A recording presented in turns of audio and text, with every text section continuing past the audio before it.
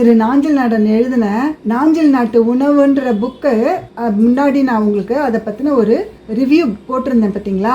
அந்த புக்கில் உள்ள ஒரு ரெசிபி தான் இப்போ நம்ம செய்ய போகிறோம். இது வந்து புழுங்கல் அரிசி, இட்லி அரிசி, 1/2 கிலோ அரிசிக்கு 100 துவரம்பருப்பு ஊற வச்சுருக்கிறேன் 4 மணி நேரத்துக்கு முன்னாடி.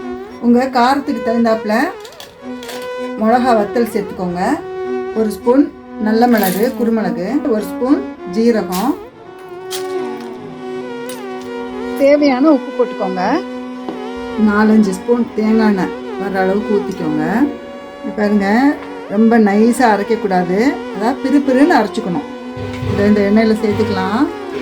போட்டு நல்லா நம்ம வரட்டி எடுக்கணும். 1/4 டம்ளர் தண்ணி நீங்கள் இந்த ஜாரை கழுவி ஊற்றிக்கோங்க. இதை வரட்டி எடுக்கணும். கொஞ்சம் பெருங்காயம் போட்டுக்கோங்க. முதவே போட்டிருக்கணும், மறந்துட்டேன்.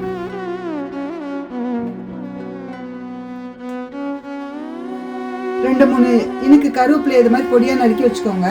அப்புறம் தேங்காய் அழகா பூ மாதிரி திரி வச்சுக்கோங்க. அது தேவைக்கு தகுந்தாப்புல போட்டுக்கோங்க.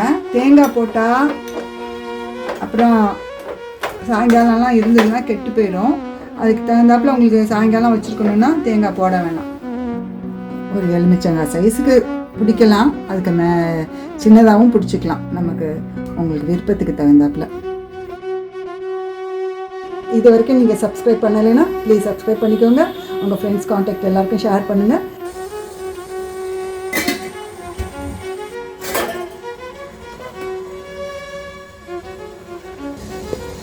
வெந்திருக்கு, சாஃப்டாக வெந்திருக்கு.